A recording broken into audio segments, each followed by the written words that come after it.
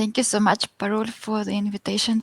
And thank you everyone for joining. I appreciate that you joined me on Saturday. I'll try to make the presentation as entertaining as possible, but still it's it's a technology that we are going to talk about. As Parul said, feel free to jump in, feel free to use the chat to get to know each other and share experiences. Let's go straight to what we want to look together today. So let me start with a bit of motivation. So and I'm also a member of a Russian-speaking data science community, so I had an opportunity to ask around in what format do people normally deliver the results of the data science experience, and what I found that almost 60% of projects they are delivered in the form of static notebooks or static PDFs, and it might be appropriate for a lot of situations, but often when you solve a business problem, your customer is a business person who kind of is interested in the financial impact of the model, right? So for them, it's often more convincing to deliver the results in the form of an application where they can explore data on their own, try to make their own conclusions out of the data. And today I want to show you a quick way to start up an application similar to what we deliver for our fintech customers with just a few lines of code.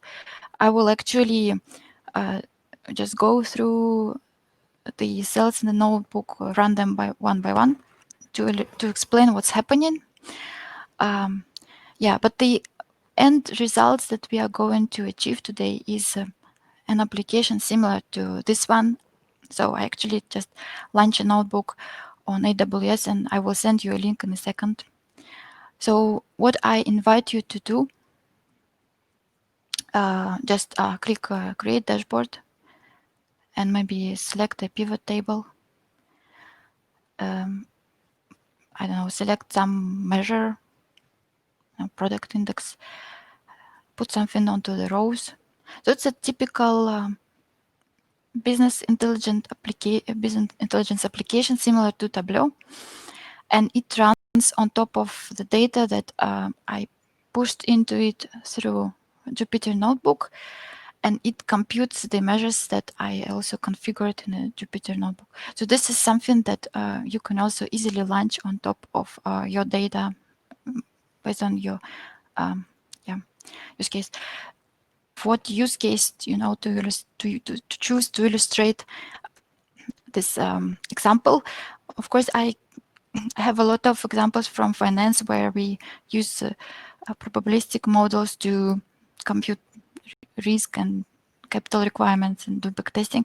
But I thought I better use something which is easy to understand, not industry specific. So today I'm going to show you an example from retail. Basically, we will look at the receipts and prices, selling prices and purchase prices, compute the margin.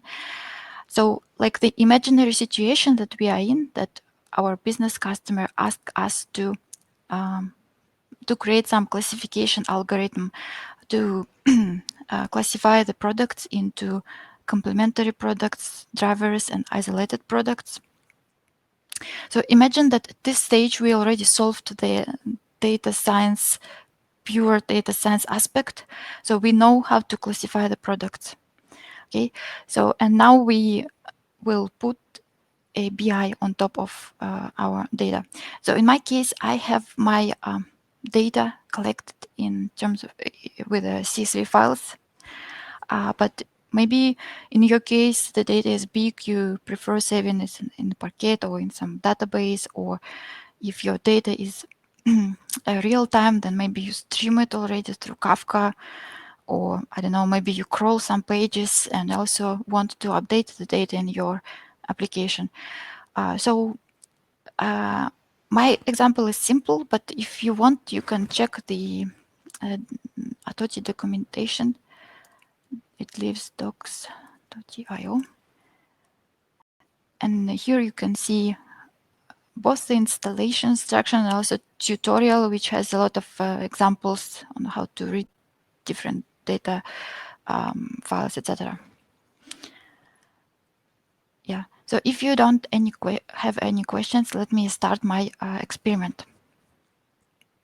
So the first thing you need to do is to import Atoti. It's a model that I have already installed. And yeah, so after you have imported Atoti, what you need to do is to create a session.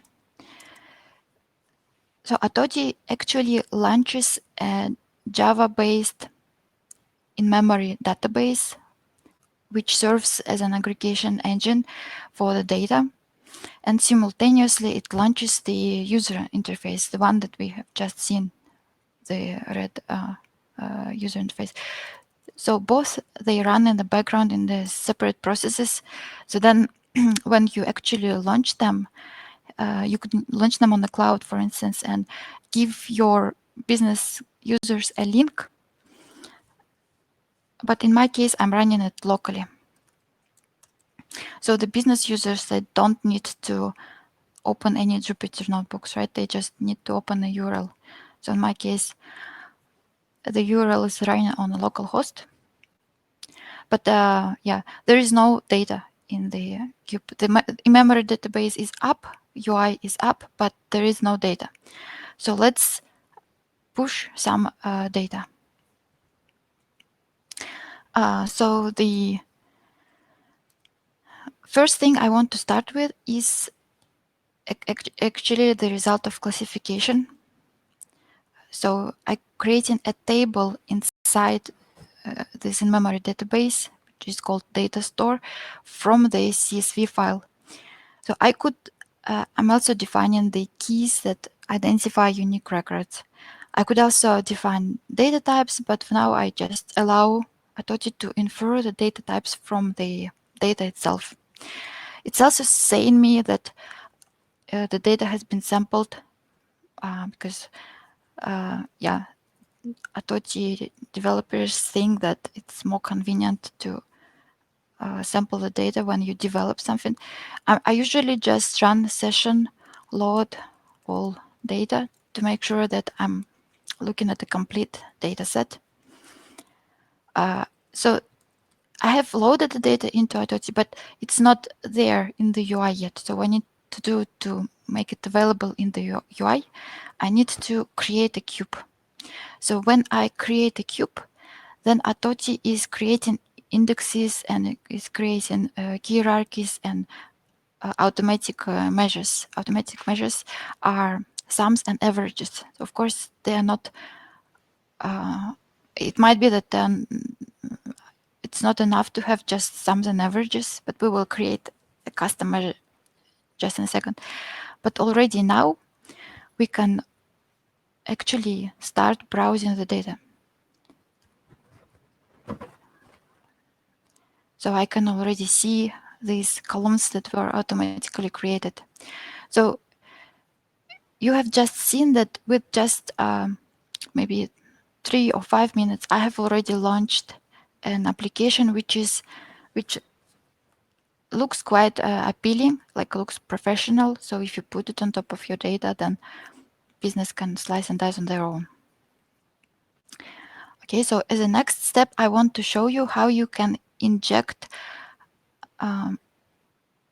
more data. So you can actually do it at any point in time. So if we look at the database kind of model now, so it consists of only one table, right? But we can also put more data stores. I just have some code snippets which I'm copying. Yeah, but basically I'm reading other CSV files into data stores, and then I will join them. So by joining, I'm just defining the relationships between different data stores. And here I'm not specifying any columns to join on. So I just allow Atoti to map based on the column names. But if you have different column names, or if you want to map based on many-to-many relationship, you can specify mapping and then define which field is mapped to which field. So after I joined the data, then if I display cube schema, what I get is a snowflake type of data model. Yeah. So when I query my metrics, let's say average number of purchases, I can break that measure by any field that I joined. And this join, it happens on the fly. So when I browse the data in the UI, then actually Atoti will join the data. It's not like in Pandas where you have to join the data first and then create a pivot table on top. So the join will happen on the fly. Yeah. So yeah, do you have any questions about this data model step? Example is how you can create a custom business metric. So you can define virtually any calculation. So in finance, for instance, in the regulatory risk models, we use a chains of measures on top of each other. Yeah, so you can go very sophisticated. So today I want to show a small example how we define a margin based on sale price, purchase price, and the number of purchases. So for convenience, I'm putting the measures and the levels into variables, and that's what I will do. I use Atoti functions to define the difference between selling price and purchase price and multiply by number of purchases. You can find the code snippets of different, for different examples in Atoti documentation. So it's a Python code which gets translated into Java code, and it's a definition of a measure sitting on the background. So when I run it, nothing happens. No margin is computed. So margin is computed only when you display it in the UI. So for instance, now I'm displaying this margin. I can break it down by product class, etc. Yeah, and the measures can be non-linear. And in finance, for instance, we often have a task where we are trying to allocate non-linear calculations. For instance, we often use quantiles.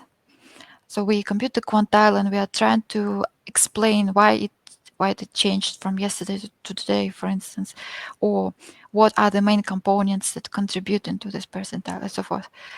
Yeah, so you could do those as well. Okay, so every time you define a measure, it's get automatically injected into the user interface. Yeah, so my last example that I wanted to show you that this interface is actually natively supports real-time sources. So for instance, if you are fetching FX rates from a market or spot prices, or you're crawling some news with sentiment analysis or something like that, or you have a stream of events from your e-commerce system, then your dashboards can update in real time. And on the back end, there is a smart technology actually that not every cell will be recomputed, but only those where contributors have changed. So that's why it is more efficient in terms of calculations. Yeah. So my example, I wanted to update prices and then show you the impact on the UI. Okay. So So as I said, I want to emulate a stream of prices. So I will be displaying average selling prices. So let me bring it in, average selling prices.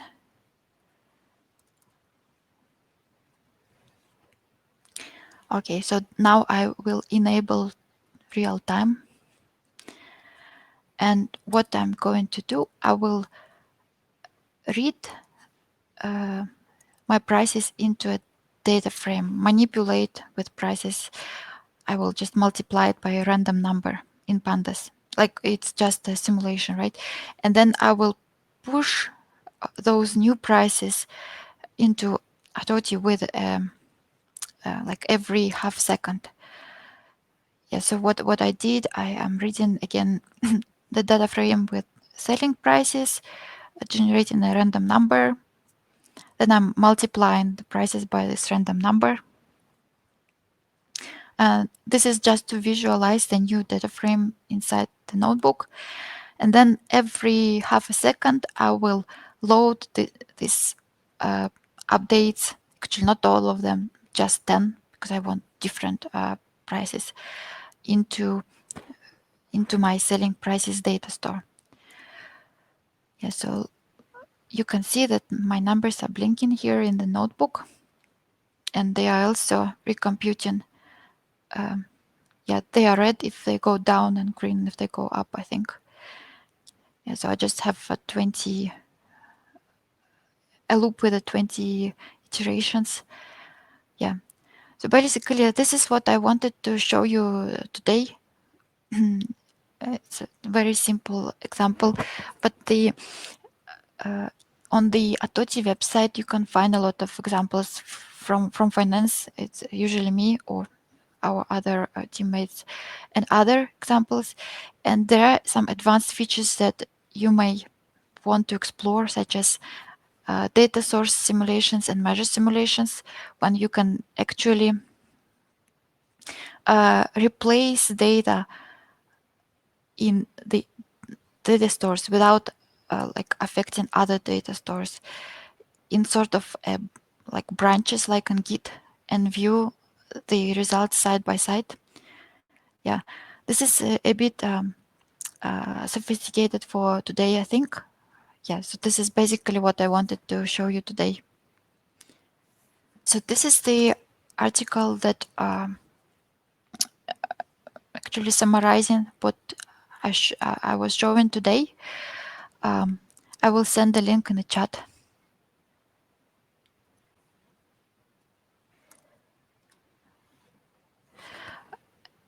Also, Atoti has a GitHub repository with examples, Atoti notebooks, if you want to play with them. The examples are from different industries, and they illustrate different features and data science topics, so you can just download and play with them. Yeah, so in my blog, I also have examples, again, as I said, from finance, like for SBM, SACCR, and some other random stuff.